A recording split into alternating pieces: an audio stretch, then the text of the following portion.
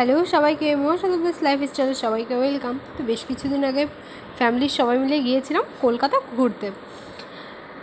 আর তখন অনেক ভোর, চোখ মুখও কেমন ফোলা ফোলা, ঘুম ভালো হয়নি। অনেক ভোরে উঠে আমরা চলে এসেছি। দেখো বাইরে এখনও অন্ধকার। 5টার ট্রেন ধরবো বলে বগুলা থেকে আমরা ট্রেন ধরেছি। আর এই যে এখানে পুচু আর আমি সামনাসামনি বসে, বাইরে আবার হালকা হালকা বৃষ্টিও হচ্ছিল। আর এদিকে ঠান্ডাও লাগছিল। পুচু দাদার জ্যাকেটটা নিয়ে নিয়েছিলাম বলে ও পরতে পেরেছিল, আর সেটাই দেখাচ্ছে। তখন কিন্তু গরম ছিল, কিন্তু অত ভোরে যে অত ঠান্ডা লাগবে কেউ বুঝতে পারিনি। তারপরে যে শিয়ালদা স্টেশনে পৌঁছে গেছি। এর আগে যখন শিয়ালদাতে এসেছিলাম তার থেকে এখন এই জায়গাটা আরও সুন্দর করেছে।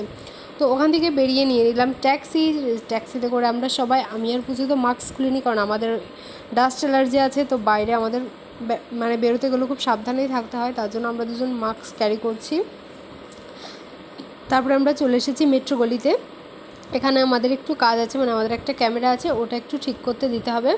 তো অনেক ভোরে তো বেরিয়েছি, কারোর কিছু খাওয়া হয়নি, এমনকি এক কাপ চাও খাওয়া হয়নি। তো এখন ওই 9টা মতো বাজে। আর এখন এখান থেকে খেয়ে নিচ্ছি কচুরি আর যে আলুর তরকারি। পুচু এতগুলো 4টে দেখে বলছে এতগুলো কী করে খাবো। তো আমি বলছি তুই খেতে থাক, না পারলে আমরা তো আছি। তো তারপরে ওখান থেকে সকালের খাবার সেরে চলে এলাম সোজাসুজি ভিক্টোরিয়াতে। তো আজকে আমাদের প্ল্যান ভিক্টোরিয়া, ইকো পার্ক, এইসব। তারপরে যদি সময় থাকে তো সায়েন্স সিটি যাবো, জানি না কতটা যাওয়া হবে। তো এখন তোমাদের সাথে ভিক্টোরিয়ার ভিডিওটাই শেয়ার করছি। তো যে ভিক্টোরিয়ার সামনের এরিয়াটা খুব সুন্দর করে সাজানো, আর এত সুন্দর ফুল গাছ লাগিয়ে রেখেছে, দেখে এমনিতেই মন ভরে যাচ্ছিল।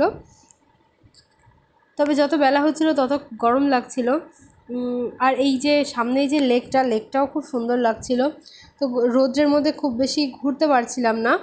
তো আমরা বলছিলাম যে যদি শীতকালে আসতাম তাহলে খুব ভালো হতো, বা বিকাল টাইমে আসলে খুব সুন্দর করে রিলস বানানো যেত। এই রোদ্রে কিন্তু বেশ কষ্টই হচ্ছিল। সকালে যখন আসছিলাম তখন একটু ঠান্ডা ঠান্ডা করলেও এখন বেশ গরম লাগছে, কিন্তু কী করার, এসে যখন পড়েছি। আর আজকে যেহেতু বাড়িতে রিটার্ন করতে হবে, তো যতই কষ্ট হোক ঘুরতে হবে। তো এদিকে আমি আর পুচু একটু হাঁটাহাঁটি করে দেখে নিচ্ছিলাম কোথায় কি আছে। তো সামনে দেখলাম সুন্দর একটা ঝর্ণার ফোয়ারা, দেখে তো খুব ভালো লাগছিলো। তো আমরা দুজনে এখানে চলে এসেছি। রিলস করার ইচ্ছা ছিল, কিন্তু সেটা আর সময়ের মধ্যে কভার করতে পারিনি, কারণ সারাদিনে আজকে আমাদের অনেক প্ল্যান। এরপরে নিউ মার্কেটে যাব, ওখানে শপিং করব। তো তারপরে যে আমরা ভেতরে চলে এলাম, দেখতে কি আছে না আছে, একটা মিউজিয়াম মতো। এখানে রেস্ট্রিকশন ছিল 10টা না 10:30 ছাড়া এখানে ওপেন হয় না।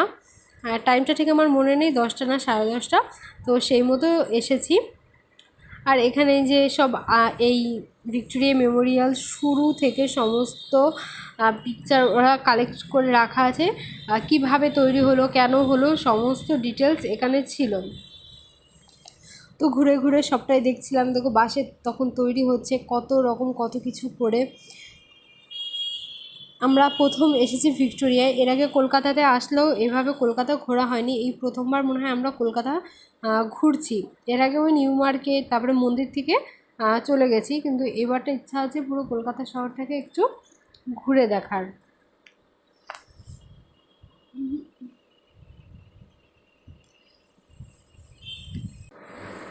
তারপর তোমরাও কমেন্ট করো কে কে ভিক্টোরিয়া এসেছো। যারা আসোনি আমার ভিডিওর মাধ্যমে তাদের কিন্তু দেখা হয়ে যাবে। আমিও কারো না কারোর ভিডিওতে দেখেছিলাম, যখন আমি নিজে এখানে আসিনি।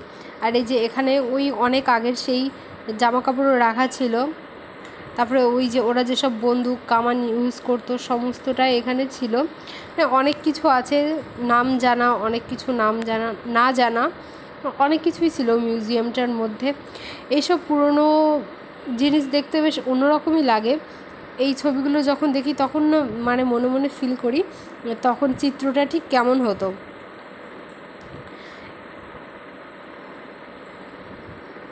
তারপরে এখানটায় দেখো, এখানটা একটা পিয়ানো ছিল। আর এই যে এই কারুকার্য, আমি ভাবি যে এই যে আর্টিস্ট উনি করেছেন, উনি কতটা দক্ষ একজন মানুষ, এত নিখুঁতভাবে এত সুন্দর করে একটা আর্ট ফুটিয়ে তুলেছে।